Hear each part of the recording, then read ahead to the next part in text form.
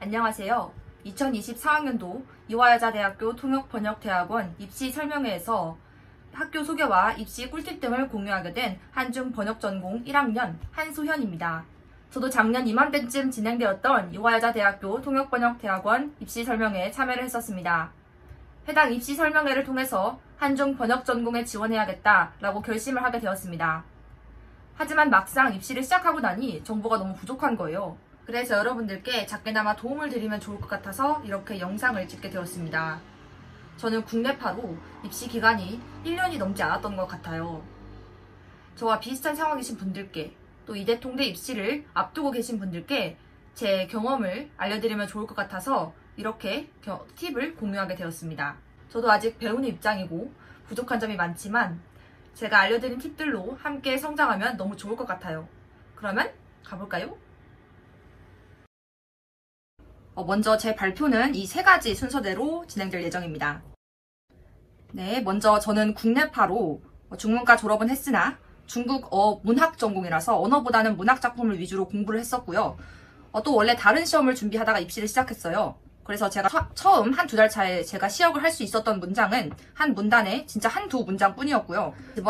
지방에서만 시험 준비를 할 수밖에 없었고요. 온라인으로 학원 강의를 수강했고 상황상 각종 온라인 스터디를 적극적으로 활용하면서 시험을 준비했습니다.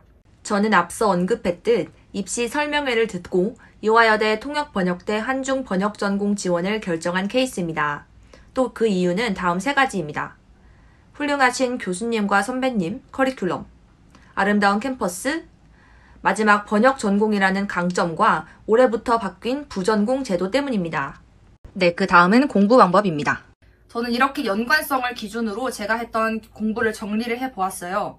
하지만 여기 안에 있는 요소들이 언어의 4가지 스킬을 향상시키는데 유기적으로 연결이 되어 있거든요. 네, 그래서 저는 제가 효과적이었다고 생각했던 방법과 꼭 추천드리고 싶었던 공부 방법 등을 위주로 설명을 드리려고 합니다.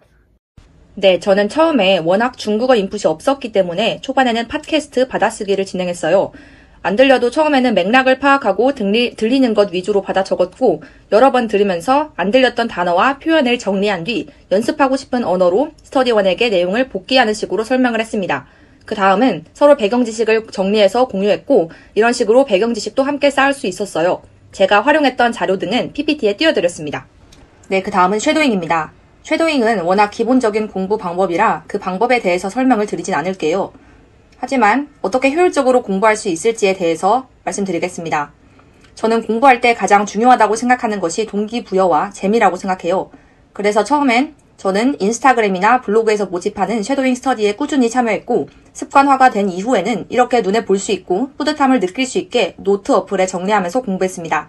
이 방법 정말 추천해요. 저는 소리를 내야 하는 공부 때문에 집공을 선택해서 공부했어요.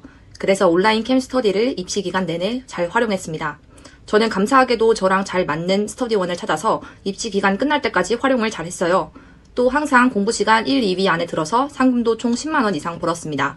동기부여도 하고 집이지만 도서관과 같은 효과를 낼 수 있었던 공부 방법이에요. 또 통페이를 할 때 문장 시작 순서를 좀 바꿔서 외워도 기억에 오래 남는답니다. 저는 통대 입시 가장 중요한 요소가 단어 암기라고 생각해요. 그래서 입시 기간 내내 단어장을 핸드폰 잠금 화면으로 해두고 멍멍이 산책하면서도 힐끔힐끔 보면서 외웠습니다. 또 화면에 보시는 것처럼 클라우드 어플이나 구두 테스트로 스터디원과 함께 단어를 외웠어요. 또 배경 지식을 늘리기 위해 위의 방법을 사용하였고요.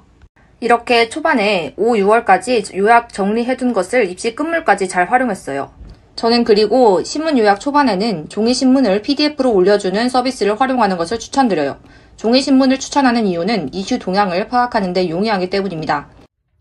이대 번역시험은 정해진 시간 안에 지문을 얼마나 정확하고 오역 없이 번역하는가가 문제라고 생각합니다.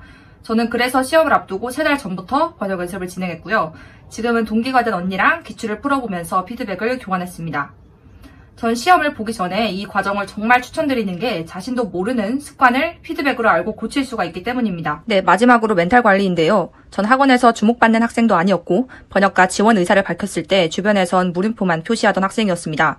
또 포기하고 싶을 때마다 누가 해주셨던 제가 하고 싶은 것이 통역사인지 통대 입학인지를 떠올리며 포기하지 않았던 것 같습니다. 제가 오늘 말씀드린 내용은 제 개인의 케이스이기에 참고용으로 봐주시면 감사하겠습니다.